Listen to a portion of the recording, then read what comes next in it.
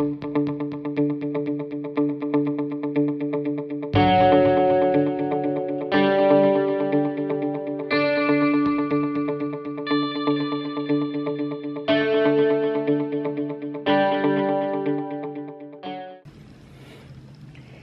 it's T with TeaQuilts, and I'm here to do the shaded 4-patch block. It also goes by the name of Mary's Triangles, which is how I came across this block many years ago. I can't remember when, but I think it's a cool technique. So I'm going to show you how to make this shaded 4-patch Mary's way first, and then I will show you the traditional way of making the shaded 4-patch. So you'll get to see me make this block twice. Now, Mary's way, the pro for this technique is that you will probably have your pieces a lot more accurately, and you're not actually sewing using any bias edges. The con for this technique is that you will use a lot more fabrics. But if you're using scraps, I think it would be okay to do this. And also, when you actually cut half square triangles, you have to cut them a little larger, whereas we can still use 2.5-inch pieces for this section. And then this is also cut a little bit narrower as well. So it's kind of a give and take on how you cut and where you want to use your extra fabric cuts. So let's get started with what we need. I will also just plop this up on the screen for you. I have 2 different fabrics, 2.5-inch squares, 2 of them. These do not have to be 2 different fabrics because they are going to be in a different half square triangle. However, since you're using this fabric for both of your units that we're going to make, you may want to use different fabrics here so that they just look slightly different. I would use 2 different fabrics. So from a background fabric, we need 2 2.5 by 3.5-inch rectangles. And then from our focus fabrics again, we want to have a 4.5 by 5.5 rectangle.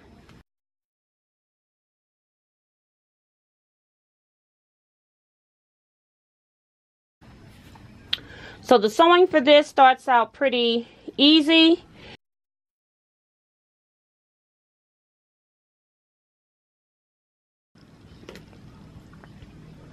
We just want to sew a 2.5-inch square onto each of the 2.5 by 3.5 rectangles. So I'll go do that and then I'll come back.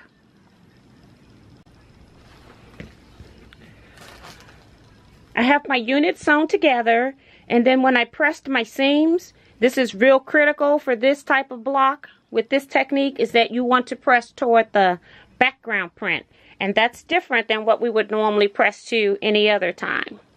So make sure you don't forget to press towards the background print. Now we just want to flip the bottom one like so, and then we're going to sew a 1/4 of an inch seam this way. So I will sew that seam and I'll be right back.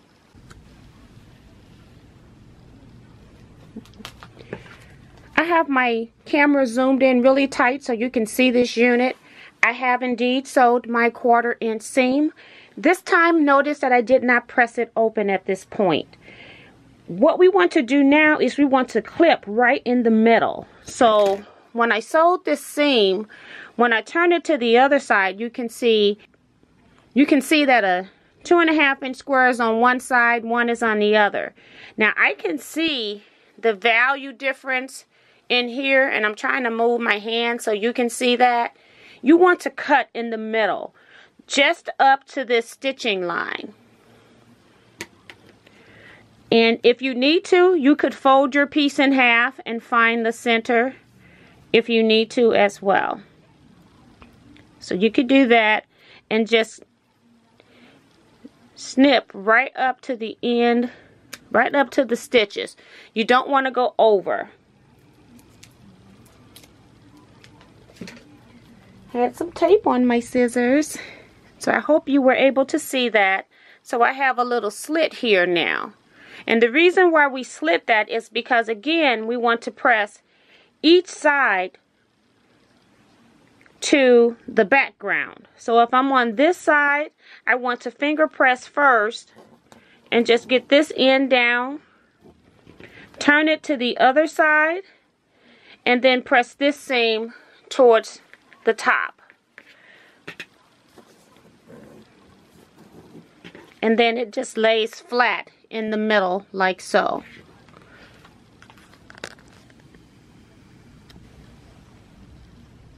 So there's my unit. I just hand press.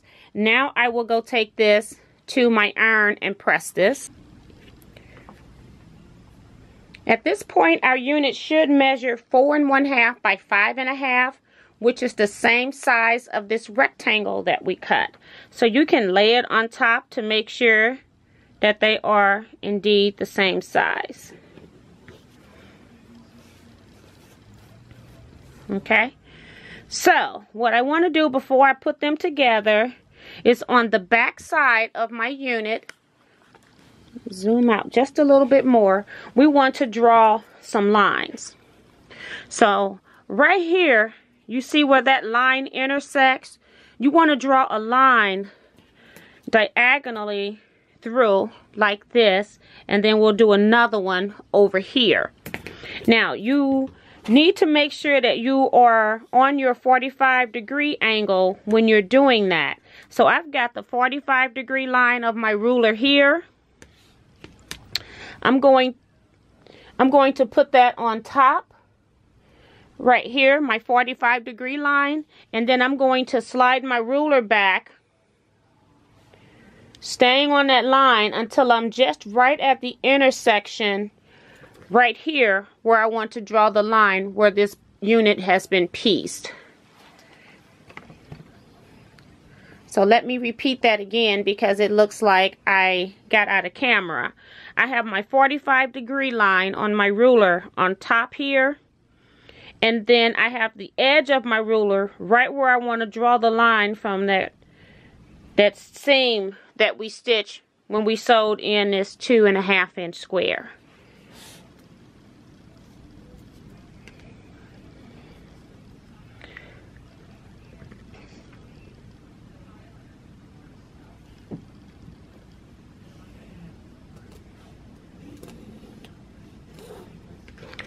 So there's one line, and then you can't see it going across the black. I'll just be eyeballing that because I'm using a pencil. And then we want to do the same thing on this other side. So let me pull this up.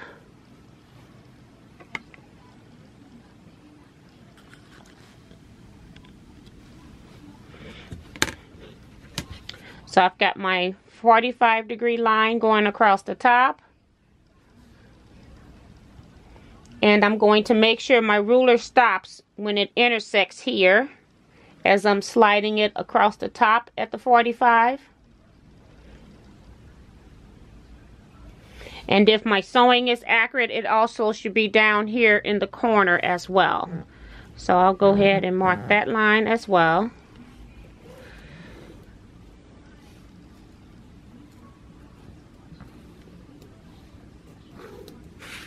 Okay, so this is what you should have once you have drawn all of your lines.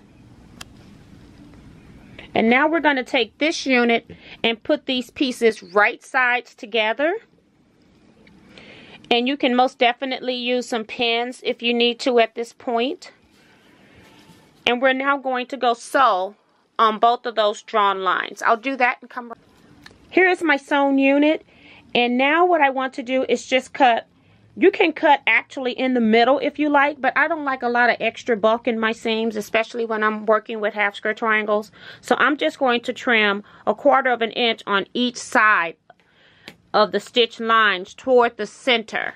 So basically you could just cut down here, but I'm going to make sure that I cut 1/4 inch away from the seam line, because it's just a little bit bigger than that. So here I am, I've got one side lined up, cut, move it out, rotate it so I can cut my other unit.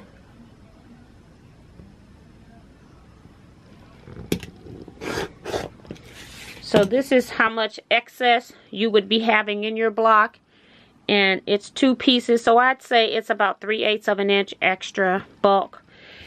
And that's our unit. So now we've got one corner where the edge is, the triangle tip has been trimmed. So I just want to do that to my other side. And then we will do that to this other half.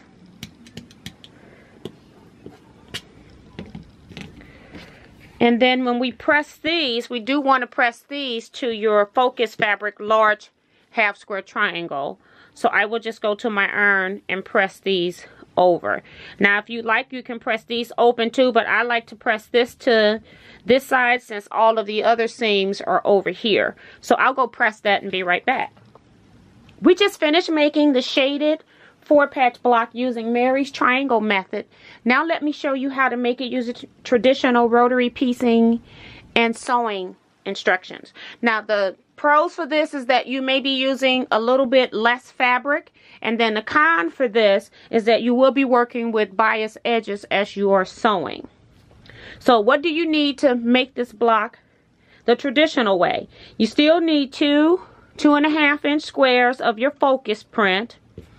Now your background prints need to be 2 7/8 inch squares from 2 different prints, and then you want to cut them once diagonally.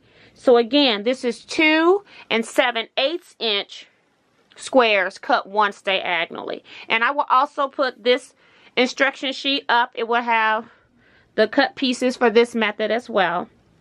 And then the last thing you need is a focus fabric that's a 1 square 4 7/8 of an inch cut once diagonally. So again, we're going to be working with bias edges this time, so you've got to be making sure that you're not going to stretch your units as you sew.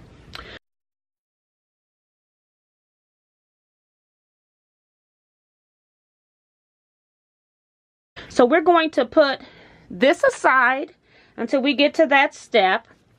So our first step is that we want to put a half square triangle on each side of these squares. So we basically just want to orientate our squares like so. And then we're going to sew a 1/4 inch seam. So I'll go do that and come right back. I have 2 units that have been sewn with a half square triangle, and now I want to add the other half square triangle down on the bottom. So again, we want to put this triangle like so on both sides of this, on both of these units, and you actually have your bias edges running diagonally at this point when you sew those 2 together. So we're going to flip this up. For both of these units, we're going to sew 1/4 inch seam, and then I'm going to go ahead and press those seams toward the lights. And I also press these seams toward the lights. I can't remember if I told you that or not, but I will go do that and press these and be right back. With my 2 units, I have pressed my seams with the iron, and when you go to your ironing surface, make sure that you are pressing and not moving over these seams, because these are bias edges and I don't want them to stretch out on you. So our final step for these units is to add in that 4 7/8 inch half square triangle that we cut onto each one of these units, and we'll be completed with our block. So let me go sew this seam down the middle, right sides together. I'm going to press my seams toward the large red square, and I'll be right back. So here are our 2 units that we just finished, and I did go ahead and trim all of my dog ears prior to pressing my pieces open. So again, you have 2 ways of making these blocks.